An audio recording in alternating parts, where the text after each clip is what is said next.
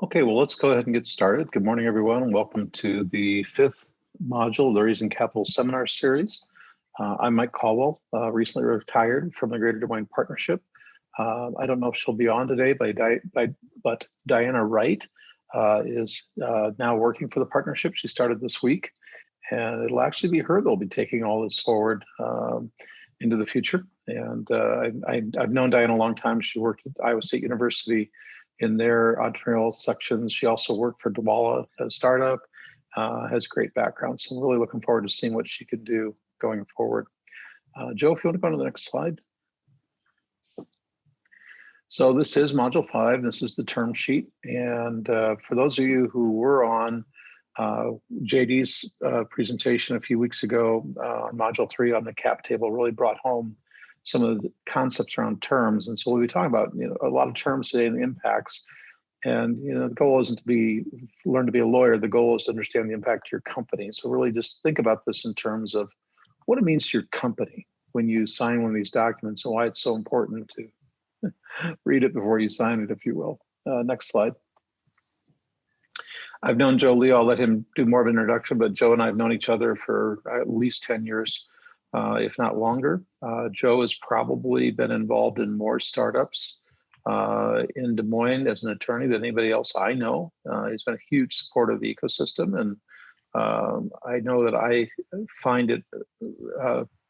I'll just say when I'm looking at an investment, and I know that Joe did the paperwork, I'm always a little happier to hear that. So anyway. Diana, you can turn on your mic in your video and join us. I see Diana Wright joined the room. So this is a partnership of the Greater Des Moines Partnership, LWBJ, the intellectual property. They're a capital advisory firm and accounting firm in Des Moines. They do a lot of the M&A work in the area. And also BrownWinick.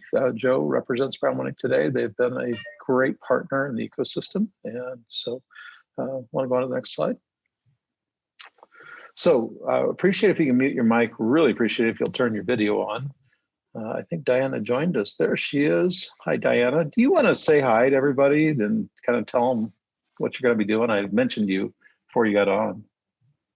Put you on the spot. There we go. Yeah. Hello, guys. I am Diana Wright. So this is day 4 for me at the partnership. I came from Iowa State at the Papa John Center for Entrepreneurship is where I've been for probably over the last 6 years. So yeah, after Mike retired, this is kind of a new role. So still kind of developing, all that I'm going to be doing, but different initiatives, new programs, and really help connect people is a big piece. Also taking over the Raising Capital, it sounds like. Yeah, you are. You get to do this next time. So yeah, right, so go ahead. Go ahead. No, you go ahead. I was just going to say that some of my background too is I have a big interest in whether it's investing. And so I have been part of FinCapital, which is the Central Iowa network of women angels. And so have definitely been on different due diligence rounds and really have helped with deal flow just because of all my connections with entrepreneurs. So yeah, pretty familiar, but this is still a really good refresher. Yeah. Well, thanks for joining us this morning. On to the next slide. So there are 5 modules to this. This seminar has been built over time, and we keep learning and growing. And I know that Diana and others will find ways to grow it going forward. All of these modules are available at the Greater Des Moines Partnership on their website under Raising Capital. And if you go over there, you'll find the latest recordings, all the documents, all the handouts, all that's available to you. Next slide. So I'm going to turn it over to Joe Leo. We're going to talk about term sheets today. I would just say to everyone, please be interactive. Please talk, jump in. We have a small group, so don't be shy to just unmute your mic and ask a question. You're also welcome to type things into the chat if you have a question you want to just throw out there. And Joe, I'll be watching the chat for you and let you know if there's a question pop through. Sounds good. On to you, Joe. All right. Hey, I appreciate it, everybody. Good morning. We are going to talk through term sheets and at both with some examples and at a high level, but I'm happy to answer questions. You can type them in the chat or just just interrupt me as I'm going. Happy to answer whatever questions you have. And if we get to the end, I'll certainly stay on and answer if you've got more specific questions. So thank you for the great introductions. I'm just going to dive in and we'll kind of work through as we go. So there's a few things that I think are sort of introductory thoughts that I have about term sheets and that we've sort of learned over time. And the first thing is that keep in mind that term sheets they can be very geographically bound or market bound. And so I find that there are common terms that we have in our market. And our market might be Iowa, and specifically the kinds of companies that we see that might not be common in other areas. And so a lot of times that's one of the things that we work through is to make sure that we're presenting your company in a way that has sort of what investors expect to see. Simplicity is your friend. We'll talk about this a whole bunch, but I find that adding complexity into your term sheets, especially when an investor isn't asking for it, only results in problems that you have down the road. And so when I work with companies, and I think most of the investors in our area they want to make sure that we keep things, especially early on in a company, as simple as possible. Like I said, I tell my clients frequently that let's not negotiate with ourselves by adding rights and adding terms into our term sheet that the investors aren't asking for. And for some reason that, as we'll kind of talk about, those can come back and bite you later if you do them. I would tell you that in our market, the most common set of documents that we'll be talking about are the National Venture Capital Association. They've got a standard set of legal documents, especially for larger rounds that have more sophisticated investors. These are typically what we would use, and actually across the country, that's what people use. There are some smaller, kind of earlier stage documents that we'll talk about in terms that are common to them. But I would tell you that the National Venture Capital Association is sort of the gold standard of what people use. So I think that we have copies of those. There's a link there. But that's always a good place to start if you're looking to see what's common in this kind of deal. All right. So the term sheet is just an outline of the basic terms of an offering. I do not recommend using a binding term sheet. Every term sheet that you're going to see is going to be a non-binding term sheet, and really there's kind of a few things that I think that the term sheet does that helps the deal along. First of all, it's sort of a roadmap and a guidepost at some level to find out if you and an investor in a company can come together on terms. Usually my experience is that if you can hit the high level terms in a term sheet, all the other details that come along with getting the deal done fall into place. But these are, the whole point of them is to make sure before we spend a lot of time and your money kind of developing the final legal documents, let's make sure that we are on the same page with this investor. And if we're not, let's find a way to kind of move on from them quickly. The reason it shouldn't be binding is they typically lack the detail that you're going to have in the legal documents. And so, we don't want to have a binding term that one side, understands one way and the other side understands another way. I also think that it provides sort of the psychological commitment of the parties to move forward together, which I think is actually very powerful. A lot of times once people have committed mentally to a deal, they find ways to get it done. And so even though it's not a binding agreement, that when we talk about the term sheet, it is important. And like I said, it gets buy-in from the people involved. So there's three main sections that we'll talk about in the term sheet. We'll talk about financial terms, and that's the first section I'll go through. We're also going to talk about investor preferences and rights. This comes down to what your investor is going to expect to control with your company. As far as, if I make an investment, these are the decisions that I want to be influential in. And then the last section that we'll talk about is corporate governance, which all that really means is what rules are we going to use for the company to follow after the investment's made. So we'll get into greater detail in each of those, but that's kind of the highlight of what we're going to start working through. So financial terms. I've broken these down into equity terms and convertible debt terms. So from the beginning, is when we talk about equity terms, all that means is someone is buying an actual investment in your company. When they're done with the deal, they will have a certain number of shares or units in the company that they own immediately. With convertible debt, they're making a loan to your company, but the intent is at some point in the future that they're going to convert that loan into equity in the company. So those are the two structures that you typically are going to use, and each of them have different financial terms that are important. So if I can just stop you there for a second, I think it's important to talk about, you're going to hear convertible debt, you're going to hear note, you're going to hear safe note, you're going to hear all kinds of references to these note structures, and they can range from a page. I know Joe's going to cover these in more detail, but from a page to 20 pages. And it's important to really understand why you would use either one. They're both viable. They both make sense for certain situations, but just know that, convertible debt is really these safe notes or convertible notes that you hear about. Yeah. And despite the fact that people think that there's magic to it, safe notes operate in the same way as convertible debt as things. So thanks, Mike. Yes, we're gonna consider them to be equivalent when we talk through. A lot of investors like straight equity deals because they're the most straightforward and it's easiest to understand what you're buying as an investor. And from a company's standpoint, you also take some of the uncertainty out that we'll talk about when we talk about convertible debt.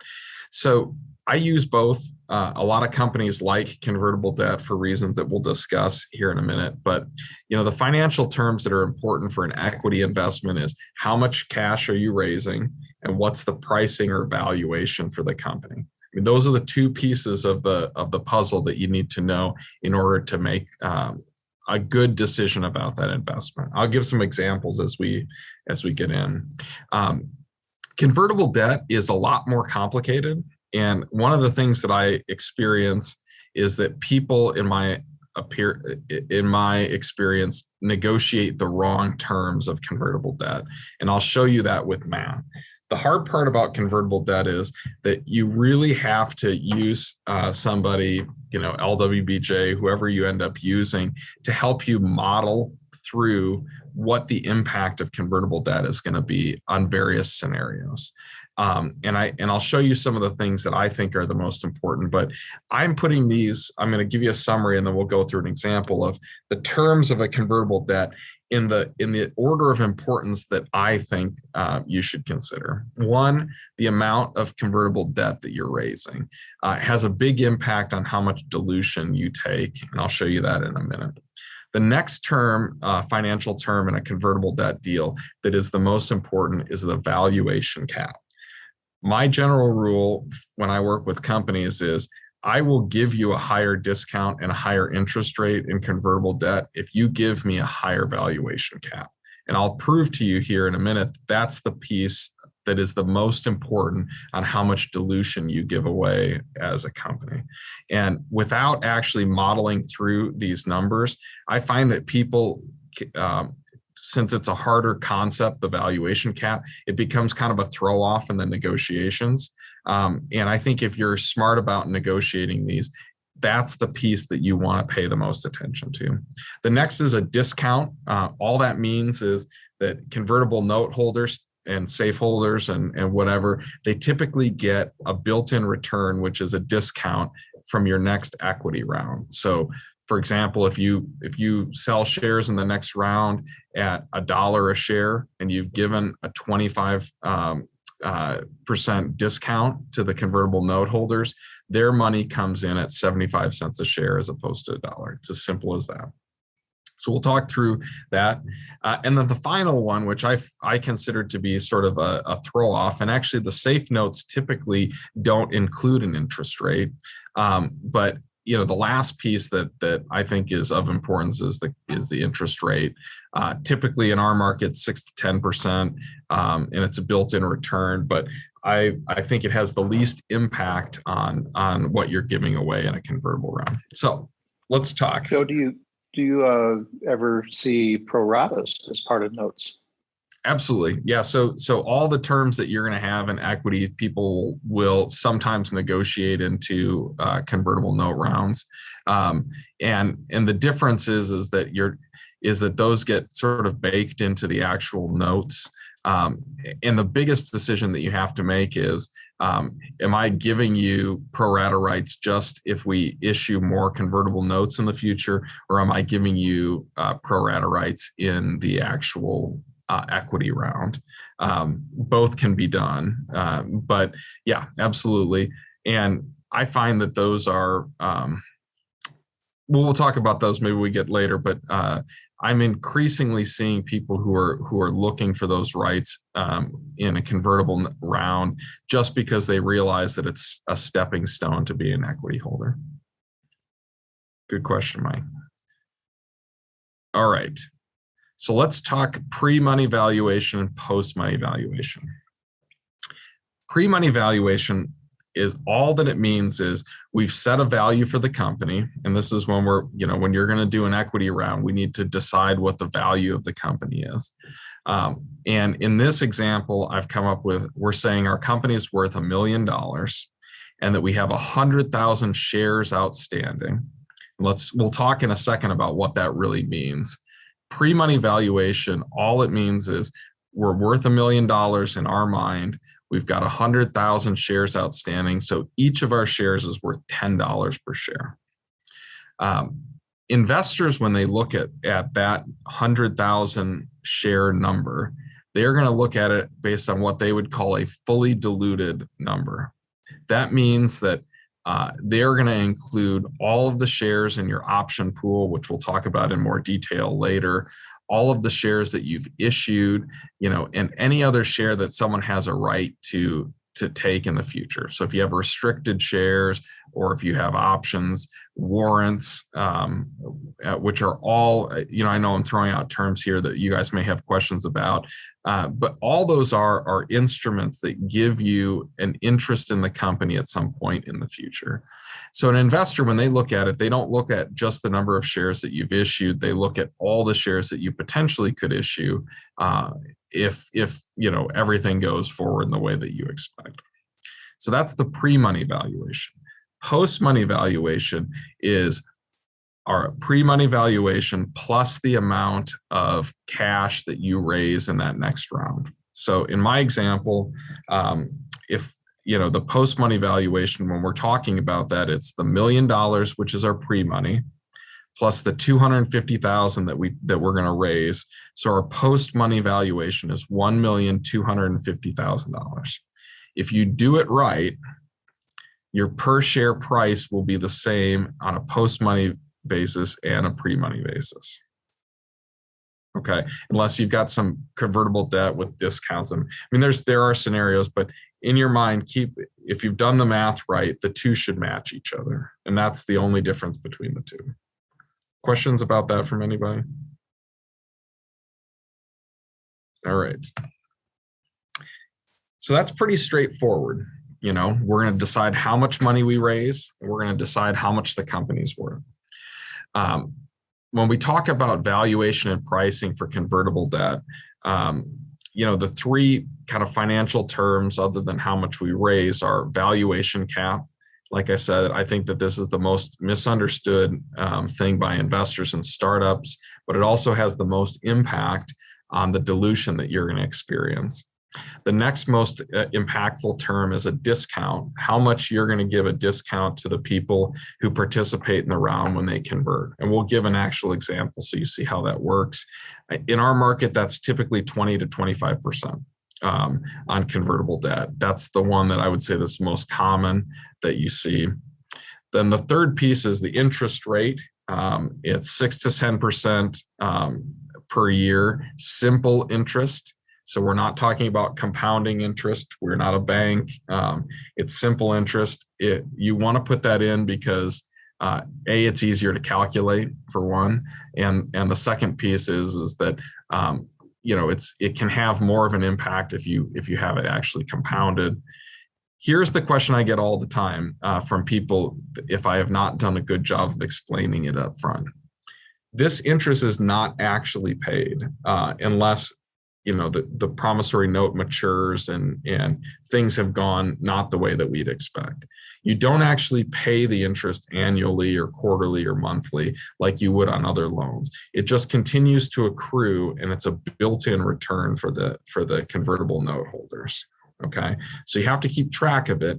But I frequently get that question from people who have other loans. They say, well, you said I'm going to pay 6 to 10% interest. We don't have cash flow to do that. How am I going to do it? In a well-structured convertible note, you do not actually pay those unless you get to maturity and some things have happened, which we can address later. Okay, questions about? Yeah. Hey, Joe, is there any magic or background in terms of how you value the valuation that you put on your company? I always tell people, I ask them how good of an arm wrestler they are, because it's a negotiation. So there are certainly metrics. There are pieces that you can use to value a company. It's not as much of an art as what I'm making it sound like, but I can tell you that there are people who have seen a lot of startups who will give you an opinion, and not a formal opinion, but an opinion of what they think it's worth. But I will tell you that valuation is a negotiation, and there's there's all sorts of metrics that I've seen, but I've seen companies that have great metrics who don't have great valuations. And I've seen companies with terrible metrics where investors are really hot on the idea, which is sort of an intangible, that get a high valuation. So yes, there are people that can help you with that. No, it's not a math problem. And I can tell you as an investor, we look at it as on two sides. One, we're probably trying to get the lowest valuation so that our money has deeper impact. But we're also looking long-term and saying, don't get your valuation so high that you end up with a down round later on because you overvalued the company or the conversion factor. So it is a balance. And I can tell you that one of the best things you can do is speak to other people who have done startups as founders and speak to investors and get advice and get it before you go into negotiations. Yeah, I actually have a client right now. I won't name their name, but it's funny is that we had a conversation. Their valuation is too high for a lot of institutional investors. And it's not that people don't think that it has validity and that it's going great. It is. But a lot of investment funds, they'll look at it and they'll say, your valuation is probably justified, but it's too high because we don't think we can sort of make what our multiples or what we want to make on a round is possible for you, or is likely. And so there's some amount of that too, is understanding who your investor is. And Mike's exactly right, is that, the last thing you want to do is have a stumble, have negotiated a really great valuation and stumble and then have a down round where you're raising at a lower valuation. We can talk about the impact that might have. And that has happened. You still might be successful. The company still might be going well, but you can end up in a situation where you need to kind of grow with the valuation. Great question. Any other questions? Okay. All right. Let's talk valuation cap versus discount. And there's a lot of numbers on this page. I'm going to walk through it and then we'll maybe recap. But this is my attempt to show you that your valuation cap has a lot more impact on how much dilution your company takes than the discount does. So here's the facts that we're using for this example. Startup raises $250,000 in convertible debt with a $1 million valuation cap and a 25% discount. You have a next equity round, which is typically what's going to convert your convertible debt. And the company in that round is valued at $4 million pre-money. And you still have the 100,000 shares outstanding.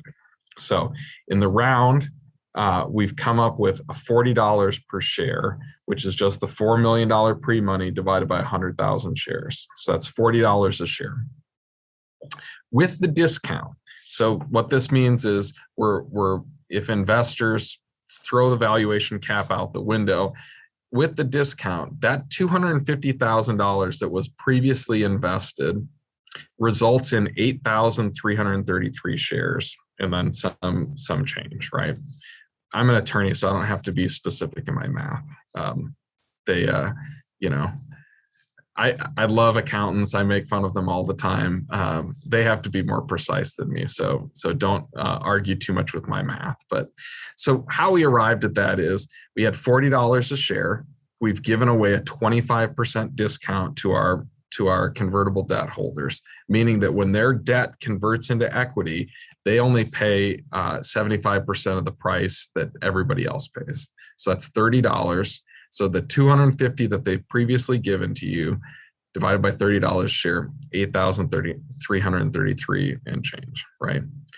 The valuation cap, with $1 million valuation cap, the decision the investor has is, I either get $30 a share with the discount or I get to use the valuation cap, right? So the same $250,000 investment, right, results in $25,000 or 25,000 shares being issued under the valuation cap. Because what the cap means is, I don't care how much money or what valuation you raise in that equity round, we're going to act as if I invested my cash in the convertible round at $1 million valuation, right? And so what you're ended up having is that you've taken, your dilution that you've taken here is much more significant. We could run the numbers, but it's going to be between 20 and 25% as opposed to, probably 6 to 8% with the discount, right? Now, if you had doubled your valuation cap, I didn't put that example in here, you get the benefit of the two start to converge, right? So if you had doubled your valuation cap, your investor still would, the investor probably wouldn't have fought you on the $2 million valuation cap, because unless they talk to somebody who knows what they're doing, they consider it to be a throw-off number.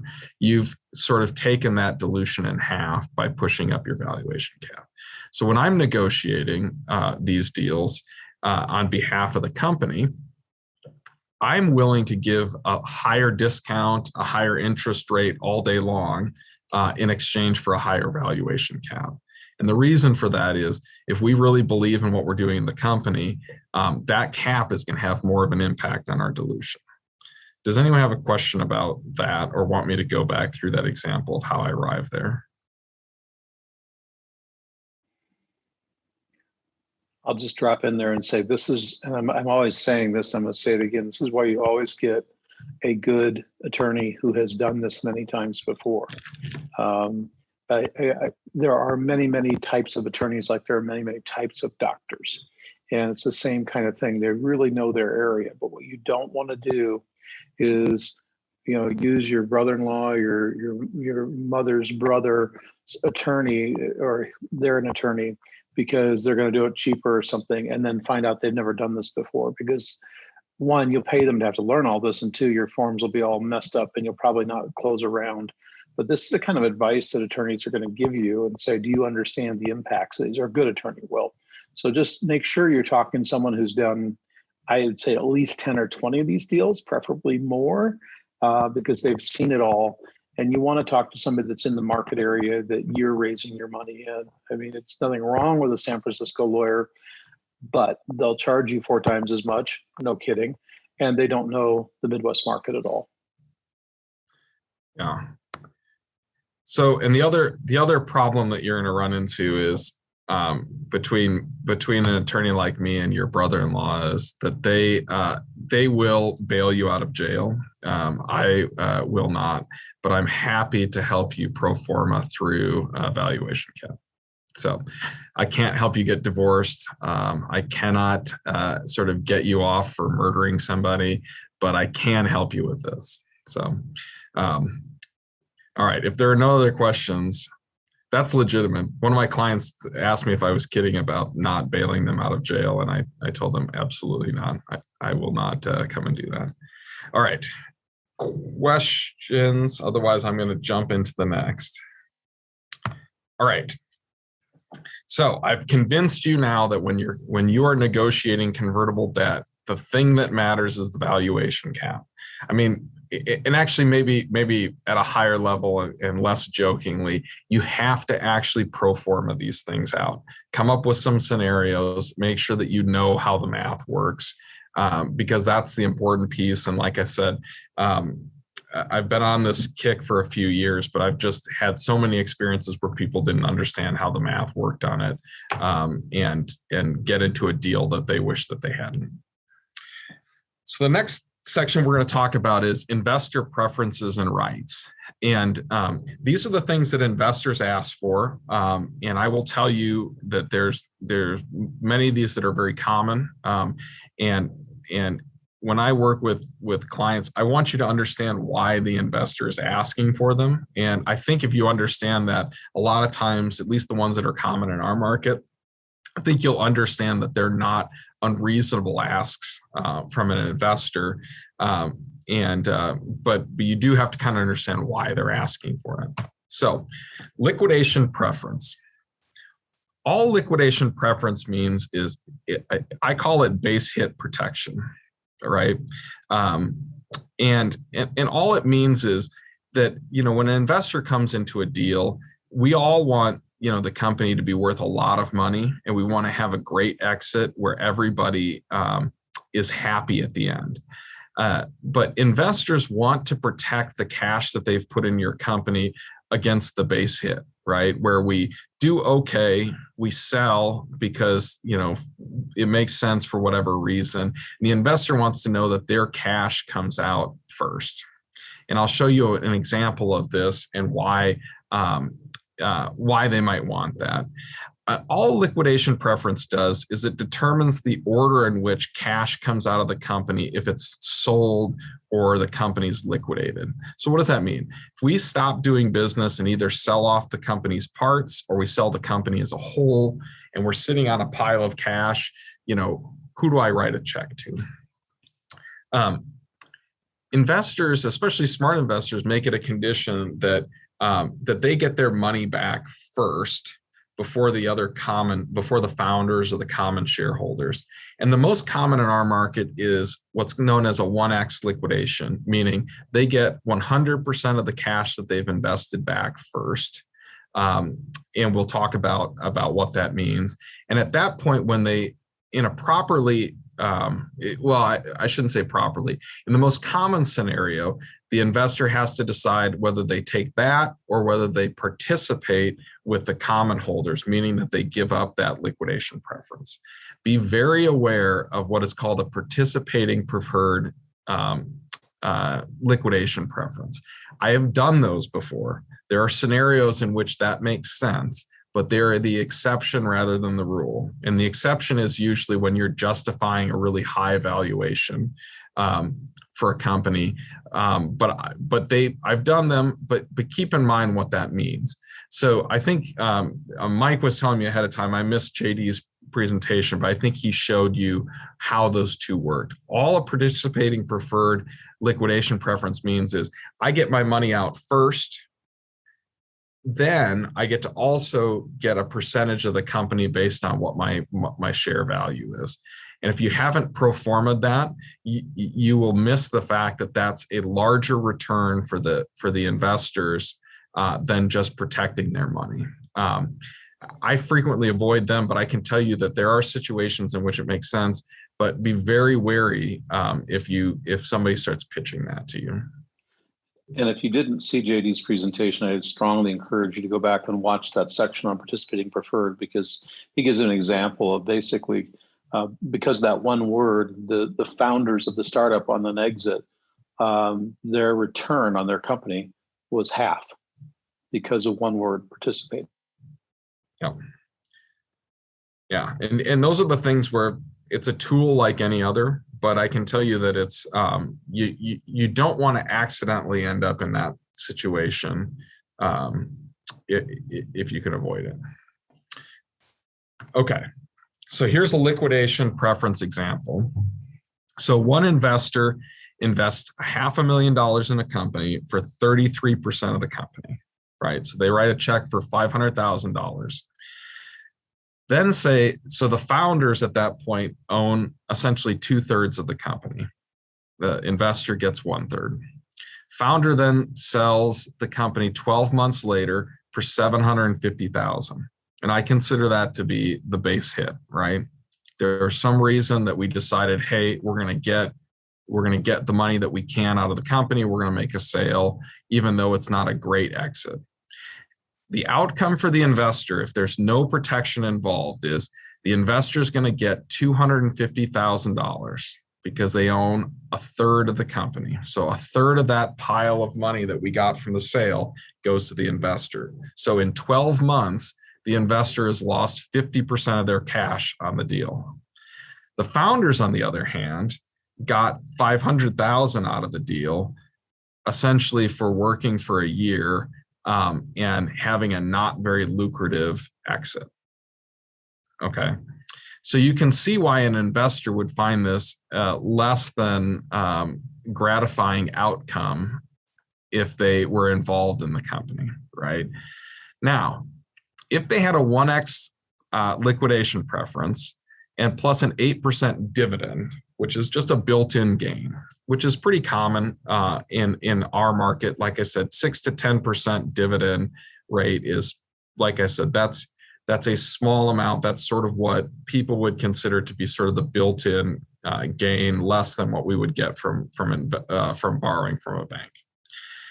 In that same example, if they had put that liquidation preference in, the investor receives 8% of the $500,000. So that's $40,000 for the year that they put their money in, and they get their money back. So they get $540,000 back. They've made 8% in that year, and they're a little bit happy, but not super happy because they made the investment. It was risky. They got their money back, but they didn't make, nobody really made what they thought. And the founders received $210,000 for their 1 year of work, right? Now, from a founder's perspective, you might say, that doesn't seem fair. I didn't make that much off the exit. But keep in mind, it aligns the interests of the people involved, right? The founders could have likely voted to sell the company. They would have had to have voted probably to do that. So it made some sense. They got some cash, and the investor didn't end up with half the money that they invested, just because of the sale. So does that make sense? That's all liquidation preference does, is it protects for those things. Now, if we put a new example in, the investor says, if you don't have a participating preferred dividend, say we added another zero to that and we sell for $7,500,000. In that example, the founder does really well because more than likely the investor is going to waive their preferred right. They're going to take their $2.5 million because of they get 1/3 of that money, and the founders get $5 million. Okay, so it's sort of one of those things where if you get a good big exit at that point, at some point in the future, the investor is going to waive their preference. They're going to take their percentage in the company, and they've got a better exit. Does that make sense? I probably should have done a second slide on that, but okay. The next piece that you have to consider is the option pool. So most investors, when they start talking to you about an investment, especially the more sophisticated one, they want to have the company have the ability to grant equity to their employees, to incentivize their employees, to make sure that they're bought in. A lot of times, cash is not as available in early stage companies. And so you try to incentivize employees to come with equity in the company. Investors almost always, if they know what they're doing, require that you establish the option pool, which is just the amount of shares that you can issue pursuant to options before they come into the deal. And the reason that they do that is that they want the founders to take the dilution of the option pool, not the investors. And I'll show you an example why that works. But I would say it's for most companies, they use a 10% option pool, meaning that they reserve a pool of shares that they're going to issue pursuant to options equal to 10% of what shares they have outstanding. If you're going to do this, the one piece that this is not really an investment piece, but they should vest over a period of time when you issue options. And they have to be priced at today's share price for tax purposes. That's a whole nother presentation on structuring option pools and the tax ramifications of that. But those are the pieces that are the most important. But an investor, the reason that they want you to create it ahead of time is, remember when we talked about the fully diluted number that we use on a valuation? Fully diluted means the founders take all the dilution, the investors don't. And it's not so much that they're just trying to be unfair. It's that they want to, when they come into the deal, to sort of know what percent that they're buying. They don't want to all of a sudden guess what we're going to do with an option pool later. So let me show you how that. To keep in mind. Well, yeah, go ahead. You may cover this in a minute. Go ahead, Joe. Good. So let's just go through an example of how this works and why, the actual impact that they have on an investment. So in this example, same thing, million shares outstanding, $1 a share valuation. An investor comes in for $250,000 and 25% of the company, right? We're going to consider there was, 750 ahead of time. $1 million total. All right. So the pre-money option pool, if we create the option pool before the investor comes in, we add an option pool of 100,000 shares. So that's 10% of what we have. That results in 100,000 shares outstanding divided by $1 million valuation. That's what we've decided that the company's worth.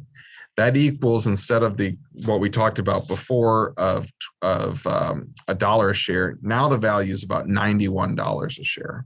So if you've created it ahead of time and we have the same valuation, the same investor puts $250,000 in for 25%, they get 275,000 shares. They're still at the 91 cents.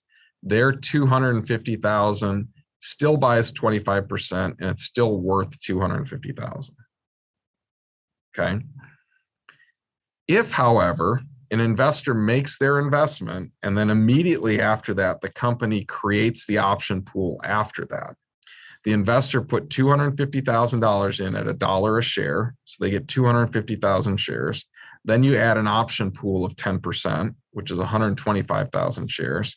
All of a sudden, their $250,000 investment is only worth $220,000, on a fully diluted basis. The reason is that we've immediately diluted the founders and the investors by adding the option pool later, right? And so an investor, when they look at it, they're saying, I'm not really investing in $1 million valuation. I'm investing at a $1.2 million valuation or whatever it ends up being. And so their dilution that they actually take is different. Does that make sense? And so they're always pushing to make that happen. So the other things that they frequently will ask for is and the math gets a little more complicated, but it's very doable. I'm happy to help people or give them examples. Is more sophisticated investors will ask for a certain percentage of options to be unissued post money. So what that means is, let's figure out how much money we're going to take in and how many options you've already issued. We still want there to be some percentage available to incentivize future employees. And we're going to make you take that dilution ahead of time before we put our money in. So these get very complicated when you structure the cap table on them, but that's becoming a more common term in our market as opposed to just I want 10% option pool pre-money. I was just going to add also, keep in mind this, when you actually sell the company or transact the company, whatever, it isn't how many options are in the pool, it's how many options you've issued. So the actual impact on exit is how many did you issue? So in the simplest example, if you haven't issued any options and you sell the company, then it has no impact at all. Correct, Joe? Yep, that's right. Yep. From an investor's perspective, they actually get a little bit better deal, slightly better deal if you sell without issuing any options. But most investors are smart enough to realize that they want you to incentivize your employees with options. And what they don't want to do is have you continually coming back and saying, I need to expand my pool. I've used up all my options. I want to bring on this great salesperson, but I need more options. And so that's what they're trying to control for, is that they want you to budget them and they want to also not be hit with the dilution. But Mike's exactly right, is that if you sell and you haven't issued any options, they don't hurt you as bad as if you hadn't issued. Any other questions? All right. The next set of terms that we're going to talk about is corporate governance. So all corporate governance means is frequently you're going to have certain terms in the company that the investor wants you, for many reasons, to have established ahead of time, so we know the trains run on time and all that kind of stuff, right? And so these might sound like they are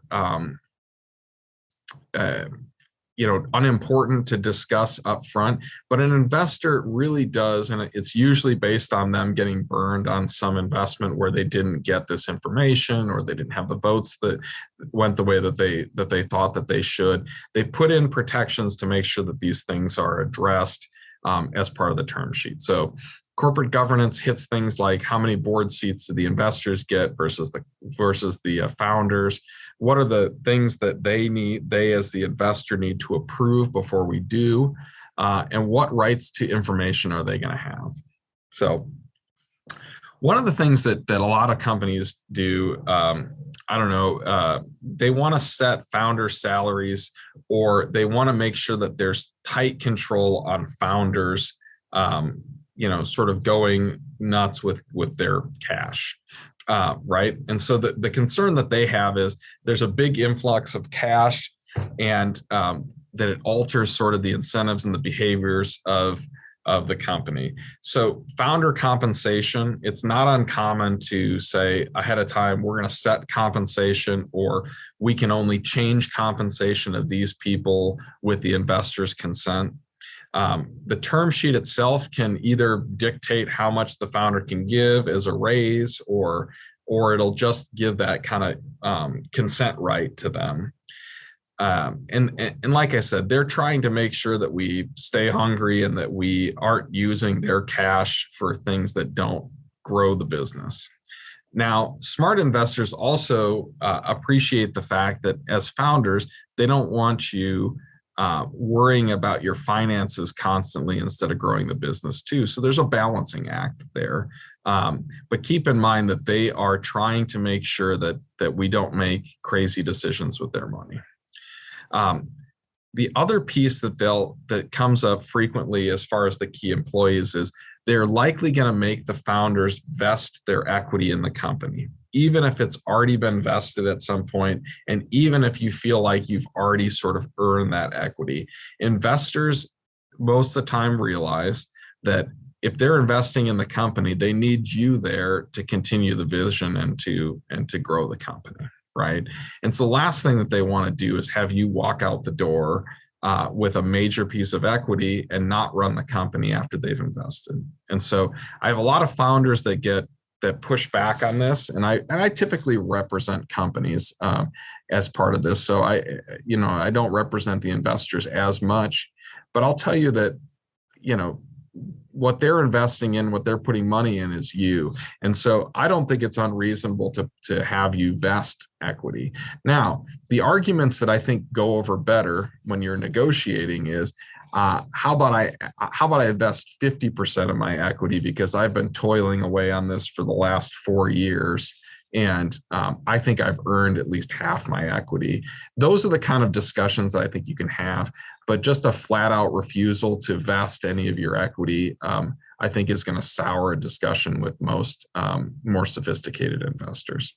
The other thing too is, especially when you have more than one co-founder, nothing kills team morale like a co-founder who isn't as committed to the team. And so a lot of times investors, when they put this requirement in, the added benefit that they get is if co-founder B is like either stops working for the company or isn't working as hard or isn't working out for whatever reason, they don't want to kill your incentive to continue to grow the company by worrying about the other person who isn't doing it. They'll get rid of them, stop their vesting, and it'll benefit everybody, including the other co-founder. Because that morale killing from somebody who just has equity and isn't putting in the time is pretty dangerous for a company. And I've seen this in real life, if you will. A friend of mine that started a company gave equity to a person that was going to come in as a co-founder, and there was no vesting, and they ended up having to buy that back because the person never showed up. So, I mean, it was that bad. Joe, there's a question in the chat. Can LLCs have option pools, or is this only possible with C Corps? LLCs can have option pools, and they should. The tax benefits of options to your employees in an LLC are less than the benefits that you can give to your employees if you give them options in a corp.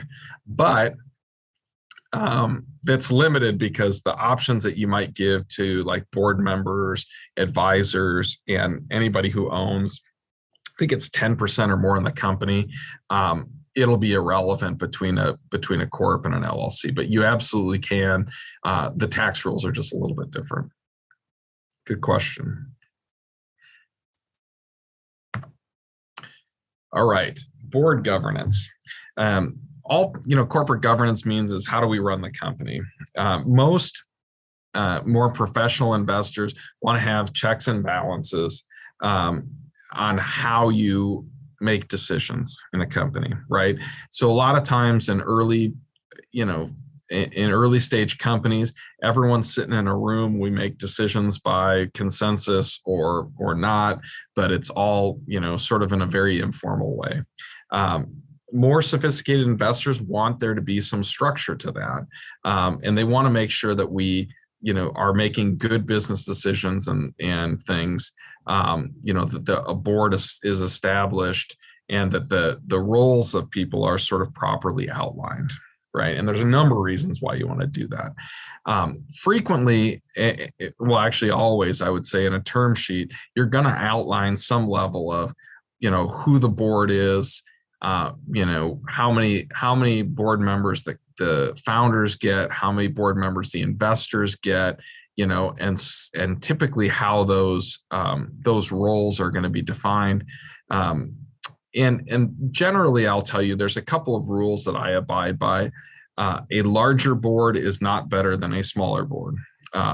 Frequently, if you have a bigger board, you have less involved board members. So I typically want 3 to 5 board members in your company, especially if there are people that you want to have as advisors that you compensate. There's no reason that they have to be a member of the board. But, keep in mind, an investor doesn't necessarily want to have a majority of the board, even if they own a majority of the shares. They are going to control their the certain decisions that they're interested in other ways. But when they want somebody on the board, they want somebody in the room to kind of, keep up with the company, understand the decisions, and maybe influence what they've seen in other companies. And if you have the right investor, they can be really valuable on your board.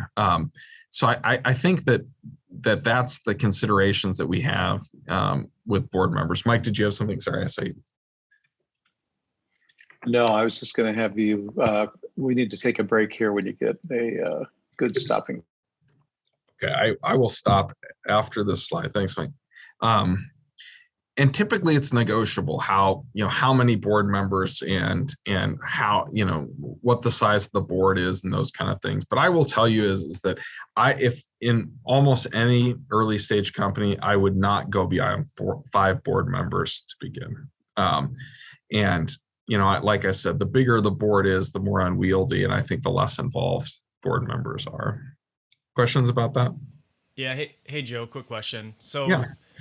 if we're raising a round and it takes multiple investors to complete the round, how does that usually work with board seats? Because if you have, say 5 different people participate in that round, you're obviously not going to give every single one of those investors a board seat. How does that typically work? Usually there's somebody who has the most cash that comes in that is the one that you give the board seat to, or you allow them to elect somebody. I think that's the default, but I think that's probably the least strategic on how you would do it. I agree. I wouldn't put all 5 of them on the board. I would also try to angle that one investor in that round who has the most to bring other than their cash is probably who you want. Especially if there's somebody with industry knowledge, or maybe somebody who has a background that you don't have in sales, or whatever. Be strategic about it, but I'd be real upfront with the investors and saying, I think that this person will both represent your interests as an investor, but also will bring this to the board. And that's why it's negotiable.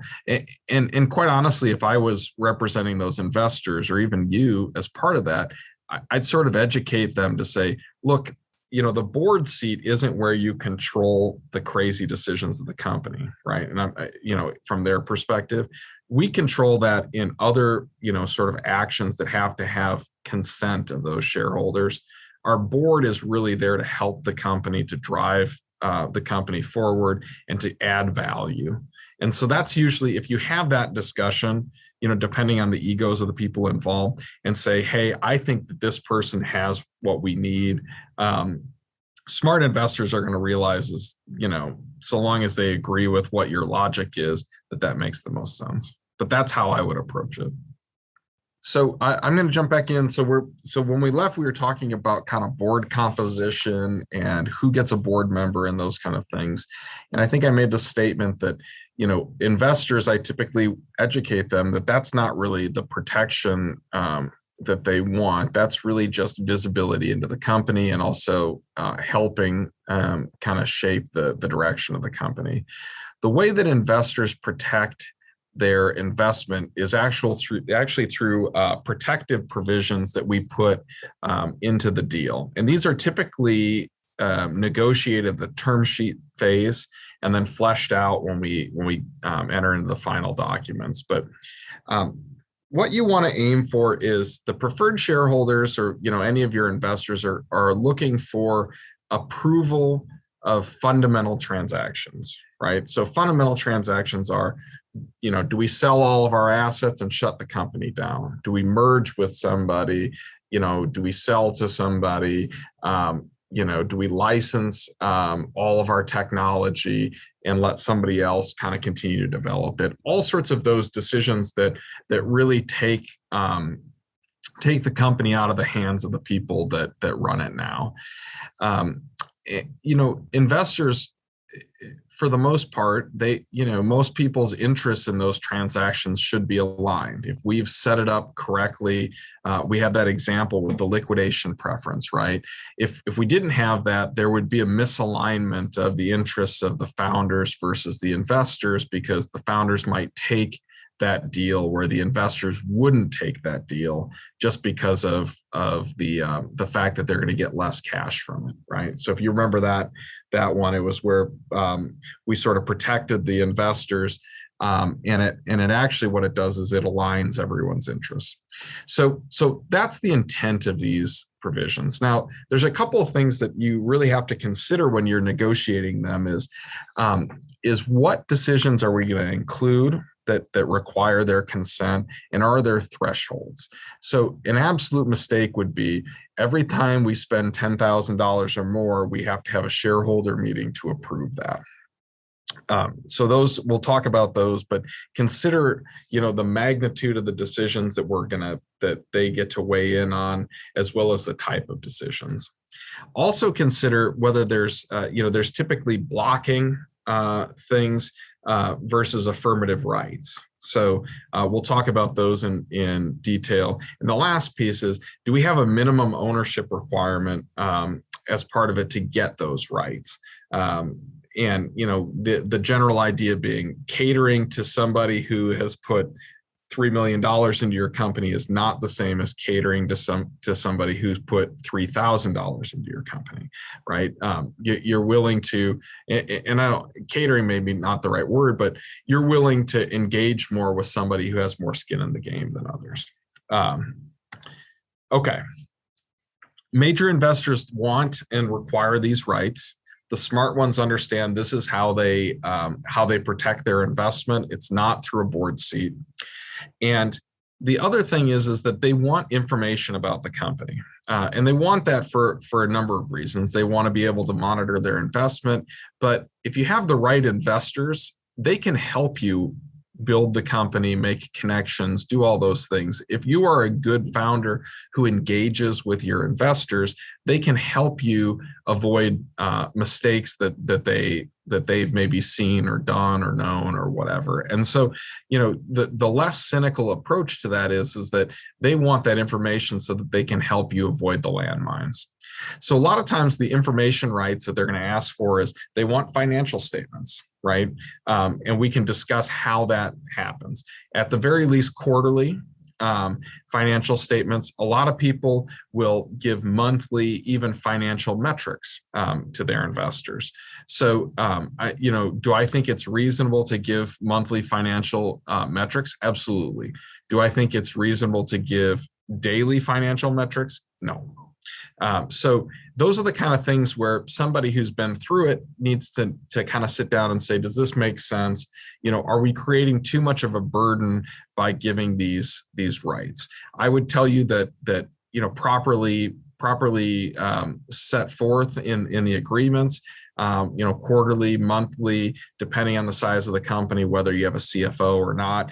We're trying to balance the headache that you have versus the benefit that your investors get.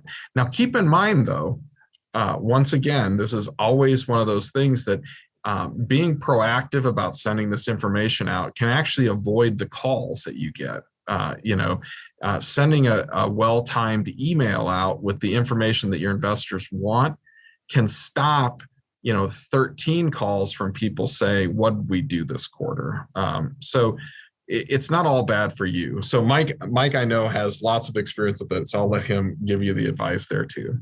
Sure. Well, a couple things. One, in module 1 that we covered, or the overview, we actually give you a template for a very standard investor update. And it's 1 to 2 pages, no more. 2 is too much. 1 to 1.5 is best. And just covering certain subjects. And yes, quarterly financials, when you have full up, if you're using a CFO or a fractional CFO, it's better to give full, but things like burn rate and where you are in your cash, those kinds of things. And I think that as an investor, I have one investment right now where the founder refuses to talk to me. I don't know what the problem is. In fact, it's not just me, it's pretty much everybody that put money in the deal. I really hope that person never comes back for more money or needs me to vote positive with him on something, because I'm not very happy with the person. And to not even acknowledge phone calls, to not even acknowledge an email, I mean, it's insane. So you have to maintain your relationship with your investors. And the simplest way to do it is get in a cadence every month, the same format. Don't fall in the trap of adding new metrics. And I have one person sent me a 17-page status report one time. It was full of marketing metrics. I just sent back to him and said, I'm assuming you have a marketing person taking care of this. You shouldn't send all this to me. I'm not going to get into your click-through rates by channel type stuff. So don't go the other way. I think there's a temptation to overshare. But I think right now, Beth and I have about 30 active investments, and the vast majority of them send me a 1 to 1.5 page, send us a 1.5 page update. And most of the smart ones, you can see it's the same template every time. So, yeah, that's exactly right. And more information is not more useful than less as well for your investors, right? So it's not the same update that you send to your team. It's not the same update that you, that somebody who's maybe really interested in a part. It's just, Mike's exactly right. It's an email that has the same kind of metrics that helps see what's going on, right? And what you're trying to do is, and Mike and I have both seen this too, is that we've seen investors who ask for way too much and who are way too involved. But these things that we're talking about are not too much. Your stakeholders, and Mike's exactly right. If you're going to go out and have to raise more money later, you're going to wish that you had spent the time sending out monthly updates that are a page long that say, hey, this is what's going on. And it's one of those things that you have to treat your investors like your customers, and keep them engaged. So there's a balancing act. People who have been through it can help you strike the correct balance. One thing I get questions about is, do I push back on audits every year? I do, for companies that don't have the wherewithal to do that.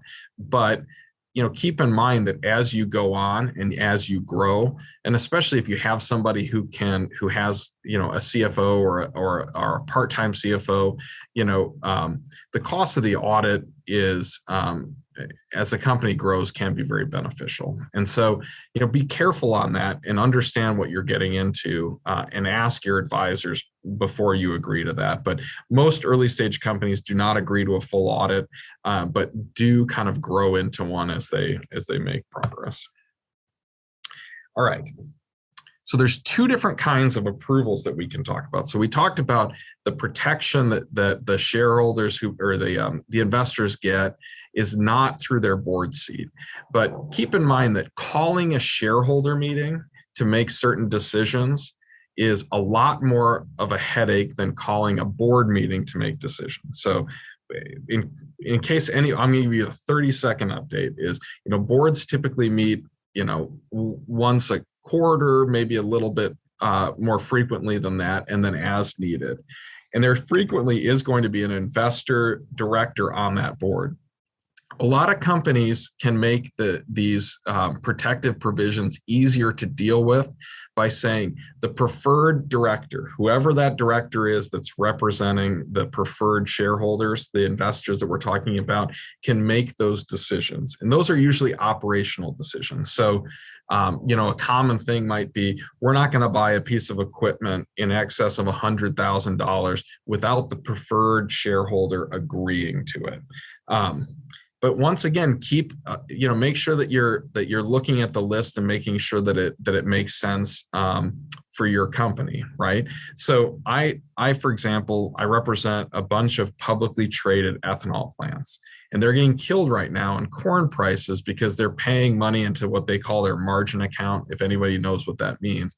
And they're putting, $2 million a day when the corn market goes up into an account with their commodities broker.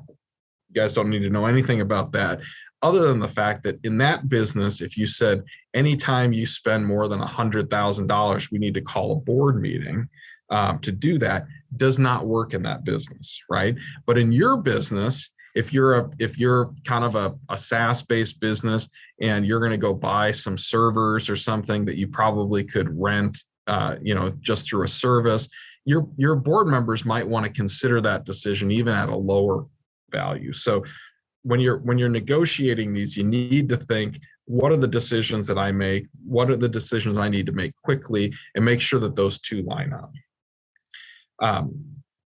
The blocking versus affirmative rights. Affirmative rights are things like, I have the right to participate in future rounds. I have the right to receive information from the company. I have the right to attend board meetings even if I'm not a board member. Those are affirmative rights. Blocking rights are, you shall not do X, fire one of the executives, whatever, without my consent. And so those blocking ones are the kind of things that you need to really make sure that you consider. I think that they actually are the ones that you can get afoul of your investors easier, because an affirmative right, you can usually go back and fix. If you do something that you were supposed to get their permission for first, it's hard to undo that if you do it. So make sure that you understand those and that you keep those in mind. And also make sure that there's a minimum ownership requirement. If there's certain rights that you're giving, it doesn't necessarily mean that you have to give them to everybody who invests. The larger investors do frequently get more rights than people who've put less in, and that only makes sense. Questions about that? Okay. One of the things that typically gets put into a term sheet are right of first refusal and co-sale rights. And we'll talk about each of those in turn, starting with the right of first refusal. Right of first refusal means that if somebody tries to sell their shares in the company, and frequently this is tied to founders or other people that have a larger ownership interest, the other shareholders and typically the investors want to have the ability to buy those shares before they get sold to some third party. Now, there's a lot of reasons why you want that. One, you don't want a competitor or somebody who's a potential competitor or somebody who's a lunatic, which is an actual legal term, buying those. I've had plenty of experience with lunatics, and you'd be surprised how many lunatics have money. And so there's a lot of business reasons why you might say, I don't want this person on the cap table of the company. Before you sell, I want the ability to buy it. Structured correctly, this is not a bad right. And keep in mind that so long as it's a real arm's length transaction, you as the seller, it doesn't matter. Whether you sell it back to the other shareholders of the company, it's important to a lot of investors to have that level of control. The other piece is co-sale rights. And co-sale rights, as we'll jump into, let me hit this other thing too. Make sure that it's feasible to do. Sometimes, you don't want to give too many of these rights to people that you can't get a hold of or that have a small ownership interest. So make sure that you talk through this and that you've set up a system that's feasible and workable. Co-sale rights are called drag-along and tag-along rights. Drag-along rights, for the most part, will never impact you in a hard way. What it does is it requires shareholders to vote if a majority, say, want to sell the company. It requires certain people to come along in that transaction even if they don't want to, right? And so typically, one of the things to consider is there are certain structures, especially with a corporation, where it's better for the company to sell all of its shares instead of selling the assets of the company, right? And so a drag along right basically says, look, even if you shareholder 415 don't want to sell, I can make you sell if 90% of the other shareholders want to sell. And it lets us structure that deal in a way that might make sense for tax purposes and all sorts of other things, right? So that's a drag along, right? And frequently that doesn't sort of change the interests of the people.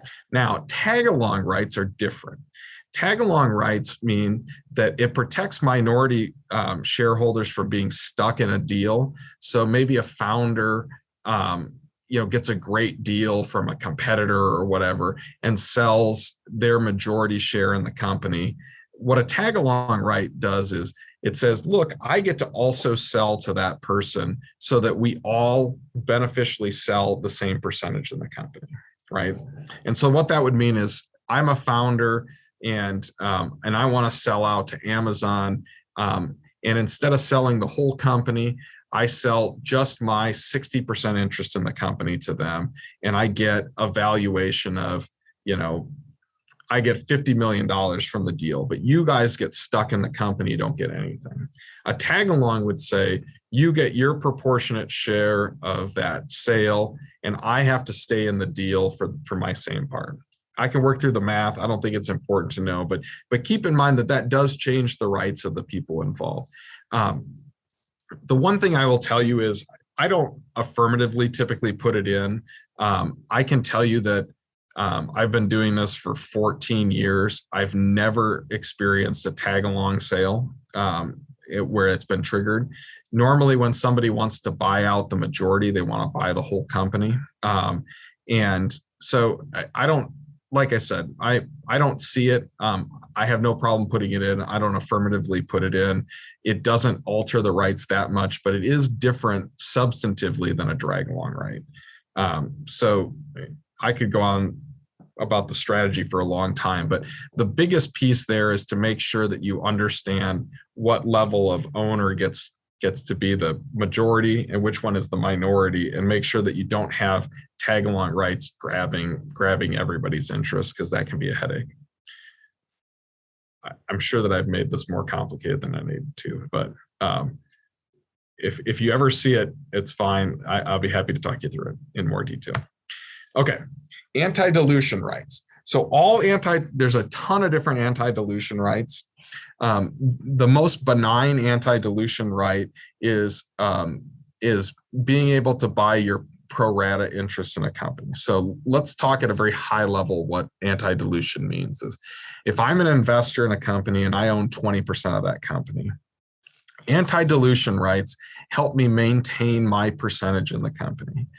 The kind of anti-dilution rights which you should never give is I get to own 20% for here and on out, even if I put no additional cash in the company.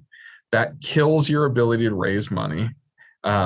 Most investors, I've had this in a few deals before. I always have to negotiate it out.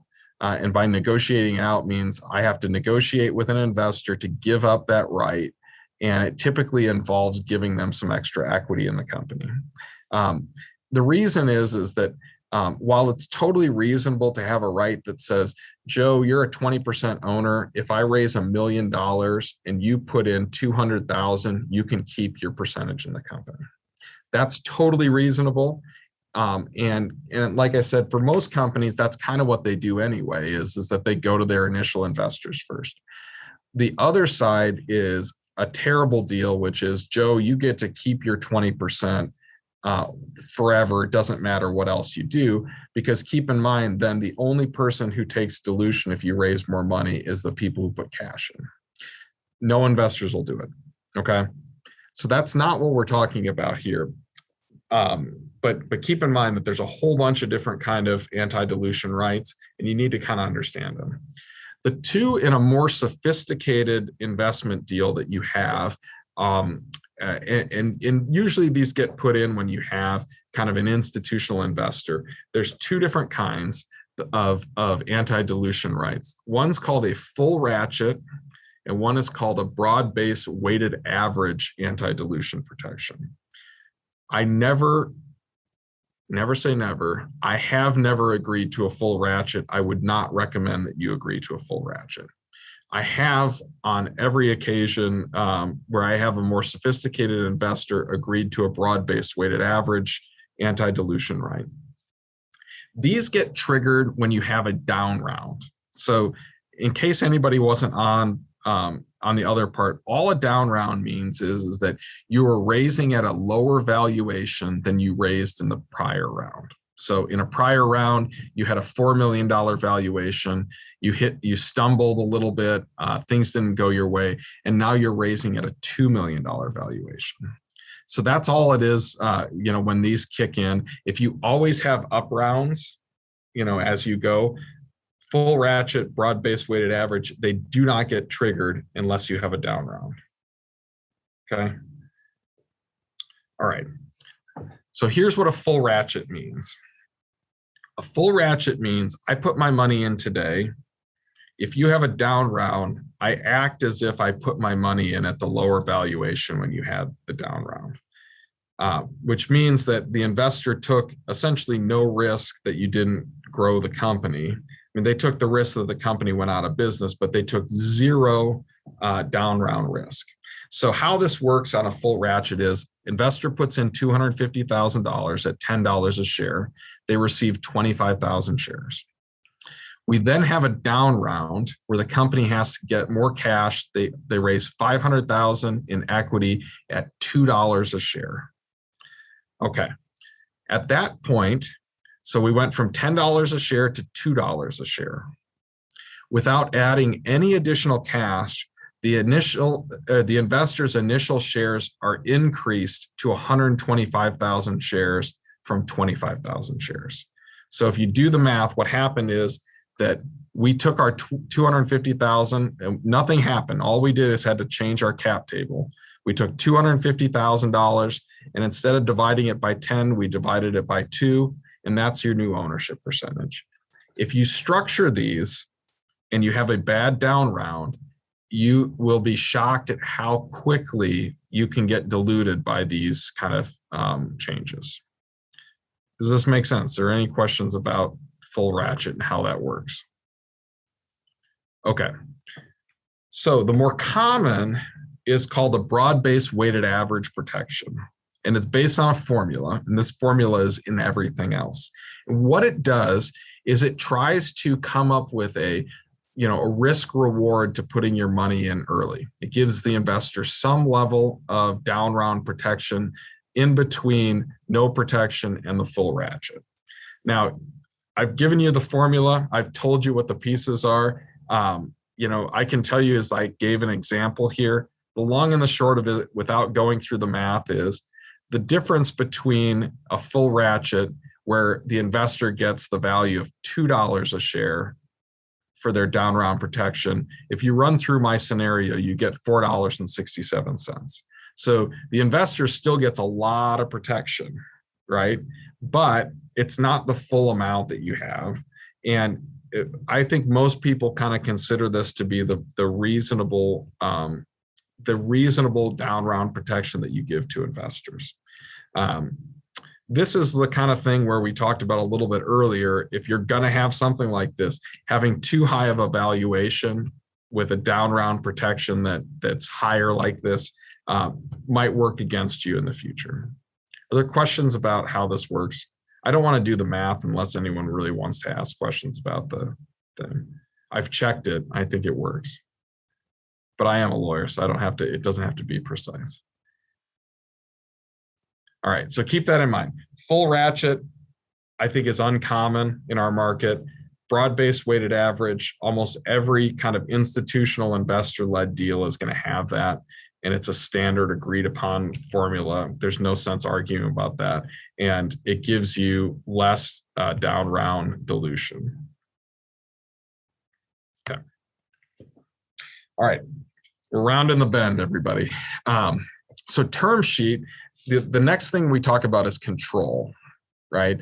So we talked about earlier is the pro rata rights. I hit them when we started talking about anti-dilution. One of the ways that an investor can control their interest in the company is to have pro rata rights, meaning that if you enter into a round in the future of investment, that they get to participate in that round. And what that does is it actually does a couple things. One, it lets them protect their investment in the sense of they can't get locked out of a deal. So maybe it's a smaller VC or an investor, and they put their money in early, and you go like to the moon as far as value, and they want to continue to participate in the deal, where maybe you wouldn't even take their money if you're pretty hot as far as your next round, right? So for their side, their argument would be, I took a risk on you earlier. I should be able to kind of continue to ride the company with you even when you become more successful. The other thing it does is it prevents you from raising at a very low level and keeping them out in order to dilute them, right? So, the cynic would say, okay, what this prevents me from doing is the company's really successful. I have somebody on my cap table who owns 20%, but I want to dilute them. So I'm going to do a round at a lower valuation, and I'm only going to let my friends and family buy it because I know we're going to sell the company, right? And so what it does is it stops you from doing that kind of deal without letting them participate. And it would not give you an incentive to kind of raise money at a lower valuation. Now, most companies don't think of doing this until they're really mad at an investor. And I would tell you that even if you do come up with a scenario in which that could work, they could still sue you for all sorts of things. So if I was representing you, I would tell you, I think that this is a bad idea, period. I won't tell them that I think it's a bad idea, but I will tell you in very strong terms, I think this is a bad idea. But that's what it prevents. The next thing that investors frequently ask for, and I have kind of mixed feelings about this one, is the right to receive the same rights that are granted in the next round, right? So this might be something along the lines of, I put my money in, and maybe I don't get a board seat, or maybe I don't get, tag along rights, or I don't get something else because I didn't negotiate for them. And then the next round, a more sophisticated investor comes in and they negotiate for some better rights. I, as an investor, get those same rights. Now, the reason I don't like these is that frequently you're making kind of a cost benefit analysis when you give those rights away. And sometimes you just don't know, you can't make that cost benefit analysis at the time that you agree to it. Is this the most egregious term? No, but I will tell you that think about the fact that you never know what you might have to give away in the next round to get the cash in. And it's possible that the current investor you would never give that right to for whatever reason. So keep in mind that that's one of those terms that if we really like the investor, we really like the deal, I've certainly agreed to it before. I try to avoid it. Questions about that? All right. One of the other control pieces is that they'll frequently, investors will dictate the legal documents that we're going to use on the closing. 90% of the time, they're going to say that they want National Venture Capital Association forms, which we all agree to because everyone knows what those are. I don't have any problem with those. An investor asking to use a certain set of documents is actually, for the most part, is probably good for you in the sense that they know what's in it and they're fine with the terms. So I actually encourage that we have some agreement in the term sheet on what that's going to look like. All right, all the rest.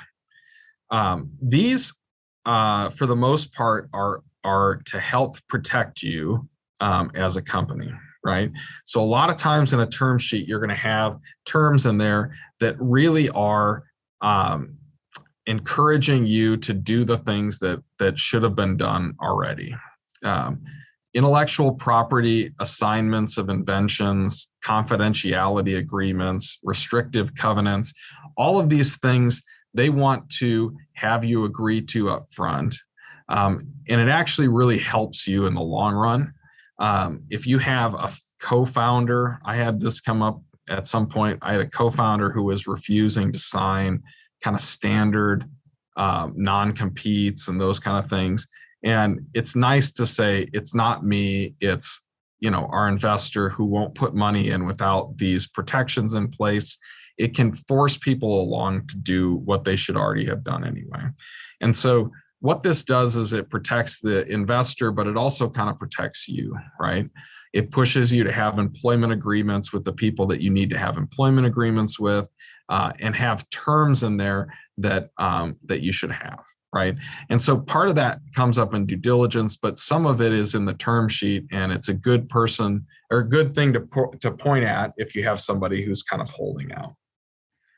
The other piece that you have is reimbursement of costs. More sophisticated investors frequently require the company to pay their legal and due diligence costs as part of the transaction. Those always bother me, but we do them. Frequently, I will tell you that I think that the companies that the investment firms that are around here are very reasonable about the amounts that they put in there. But I will tell you that if you're going to reimburse costs, A, get a cap on it, and B, make it real clear on the things that they can put into those fees. And we typically run into the coastal investors typically have much higher limits. Around here it's usually 10 to 15,000. I've seen them up to 35,000 in some of the deals where we have a coastal VC that's in it. I will tell you that nothing irritates my clients more, and maybe even me a little bit, is when we do all the legal work and I have a $13,000 bill and the VC has a $30,000 legal bill for just reviewing the work and sending it back. But that's just it's a cost of doing business, right?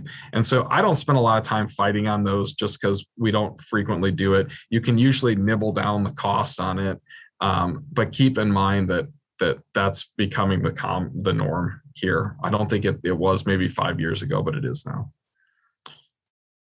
All right. Questions about that? Yeah, I got a question for you. Is it usually the business then that works with their lawyer to create the term sheet and then present that to the investors, and the investors from there will review and kind of start the negotiation process? Is that the order of events? It depends. So a lot of times with more professional investors, meaning kind of VCs that you might engage with, they will have a term sheet, and they typically will be in charge of delivering that to you as you go. When you're dealing with kind of angels and more individual investors, I always recommend that at some point early on in those conversations, we have just a one-pager that says this is what we're offering, this is what our deal looks like, to go along with your pitch deck. I find that it's very easy to have 50 first dates with investors if you don't have something in writing to kind of put in front of them. And so in that case, you're sort of setting the terms and then negotiating from there. More sophisticated investors, or people who've done it a lot, will have a term sheet that they like. For the most part, these are only a few pages long, so there's not a lot of work to it other than kind of setting, who puts the flag in the ground and who negotiates from that. So I always, when I do it, I typically will have a conversation about that. Have you talked to anybody? Who do you think we're going to talk to? And I'll know, especially if they're local, I'll have a copy of their term sheet more than likely, and we can at least be prepared. If you're going to raise money from a significant number of investors, you may be surprised that the legal costs of doing that are higher, because we have to kind of pre-bake in a lot of the due diligence to keep you protected from a legal perspective. But if you're raising from one or two big VCs, typically the upfront legal time and costs are not as high, because we can put you on the right path. And once you strike that term sheet deal, then we sort of jump in to finalize it. There's a question in the chat, and Joe, I'm going to answer this one, even though it's a question about legal. It says, does it make sense to consolidate your legal representation to one firm, term sheets, employment agreements, et cetera? All right, so I don't want to put Joe on the spot. Yes, I think it makes sense in general. There are some cases, and Joe may have others, where it may not make sense. For example, let's say you are seriously into plant genetics. I mean, you are writing patents like crazy in plant genetics. It's very possible that there isn't a world-class plant genetics IP firm in Des Moines. All right. And so you have to think about those situations where it's specialty law. And there's things like this with all kinds of situations. So I think in general, I think there's a benefit to having all your work in one firm. I do it. But I think there are always going to be specific cases you have to think about. And IP is the most obvious one to me, is where it's, boy, there's some really esoteric intellectual property work out there. Mike, you're exactly right. And the other piece too is to consider is sometimes there is a convenience, but you also, for conflicts reason, that kind of thing. If you have a personal, for an employee, I frequently can't negotiate with a founder with their employment agreement with the company, because they become sort of your de facto client in both spots. And so those are the things where I would tell you that for the most part, we can do it. There's ways to waive those conflicts, but there are times that you might have, you might want to move those, but I think there is an efficiency to it. And I also think that it's one of those things where having one person in the company who deals with the lawyer for the most part can also create efficiency for you, in the sense of they should, having that conduits can be really helpful and can avoid chasing tails. And then the other thing is like, I can tell you, like Mike has made a perfect example. Is like with IP attorneys, you're going to want somebody who has kind of a background in the science or the area that you're developing, and so sometimes that's not always a good fit.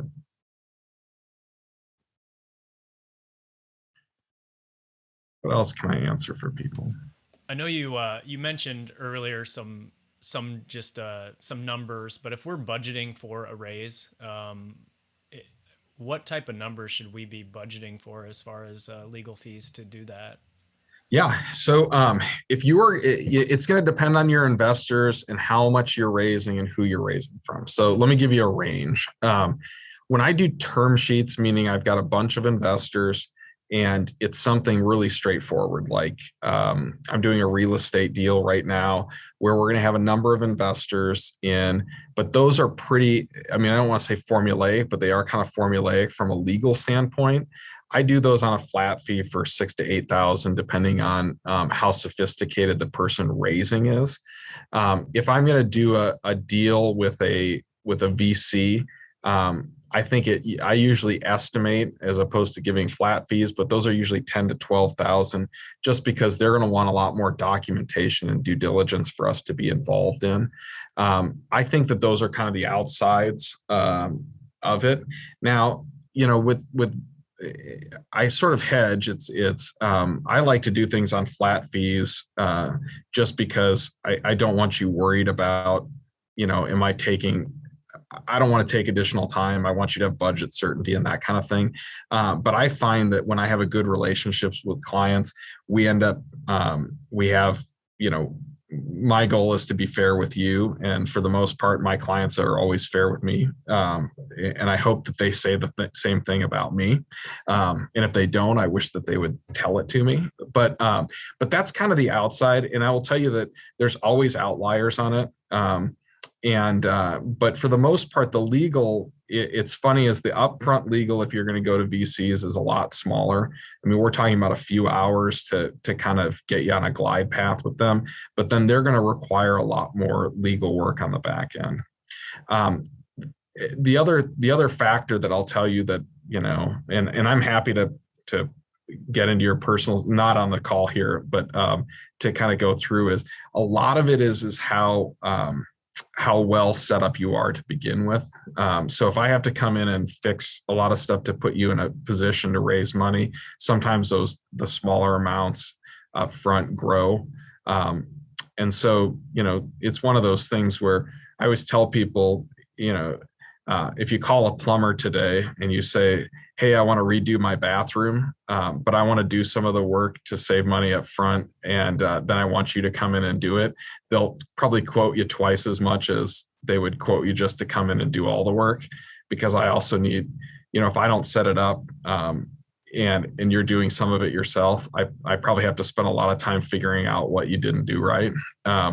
And so I always tell people, regardless of who you use, I don't try to hard sell anybody, is sometimes the DIY approach, especially on legal when you're going to raise money, is ends up costing you more than it saves you.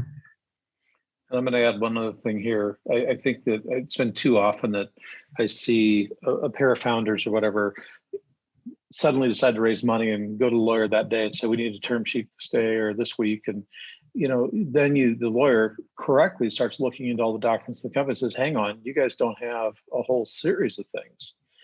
And as an investor, if somebody says, is asking me if I want to invest in a company, and, the next time I hear back, because if I say yes, is, well, we got to wait like 60 days while we get a bunch of paperwork done. All right, that tells me you weren't very well prepared, and starts making me wonder about you as a manager. So you want to have a meeting with your attorney 30, 60 days, maybe longer, depending on where you are. If you have no documentation whatsoever, and it's just two gals and their dog and in the garage building something, you've got a lot of legal work to do to get ready to raise, just to document the company. So Joe, you can add to that if you would. Yeah, I think that's exactly right.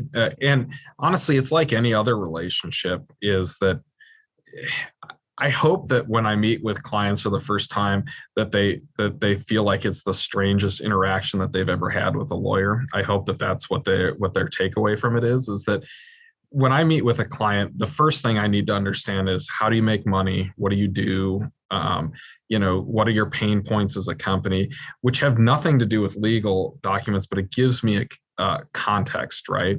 And I've learned this over a long period of time, but the one thing you don't want your lawyer doing is negotiating terms that don't mean anything to your company. And the only way that we can do that effectively is for me to understand what your company's about. And I can tell you that gets really difficult in the example Mike gave, where you show up at the last minute and want something, and I'm a people pleaser, and I guarantee I'm harder on myself when I let people down than they probably would feel like the other way. And so it's hard sometimes, because then I'll say yes and try to get it done anyway. But you are in much better shape if you and I went and had coffee and kind of got to know each other, understood what your company was about, months before you do that. I just did that with somebody. I know COVID's kind of put a wrinkle in that, but part of the reason I do flat fees is because I find that my clients, when they think that they're on the clock, they don't give me the information I need, and they try to rush through everything. And so a lot of times what I tell startups is let's go have coffee or lunch or whatever. Let's sit around for an hour, hour and a half, 2 hours, however long it takes, and have you kind of, at least at some level, get me to understand what you're working on, what your goals are.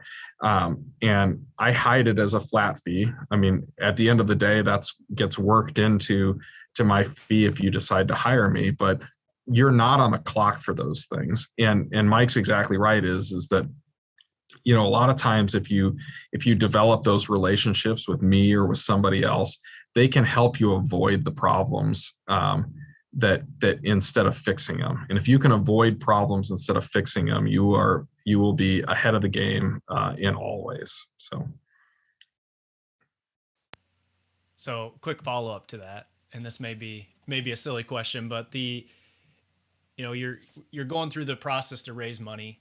Then there's obviously these costs up front to raise that money with the legal fees and everything like that. Mm-hmm.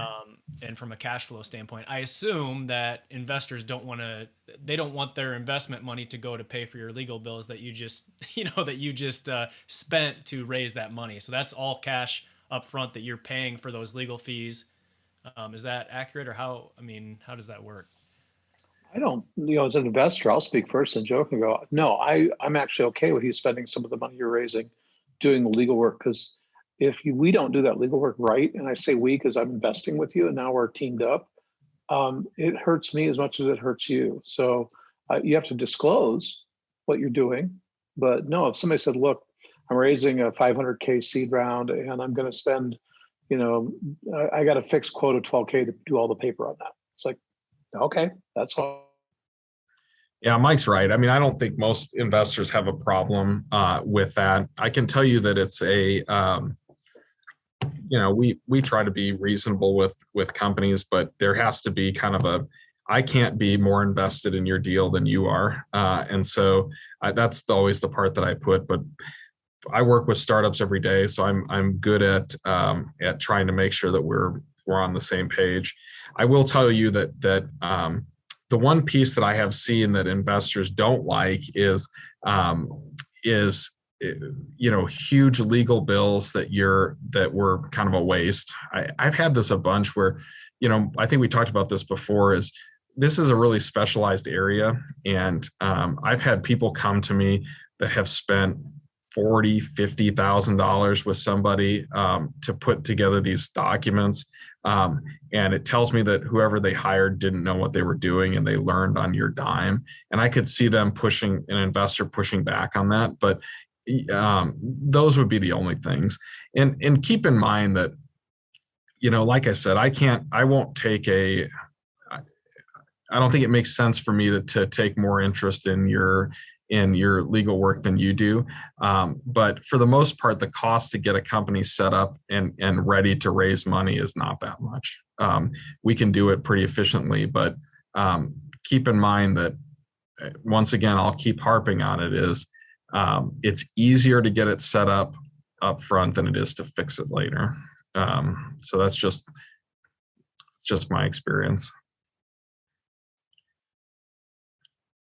What other questions can I answer? So I'm hopeful that the next time that we do this, we start getting back, at least at some level, to doing it in person. But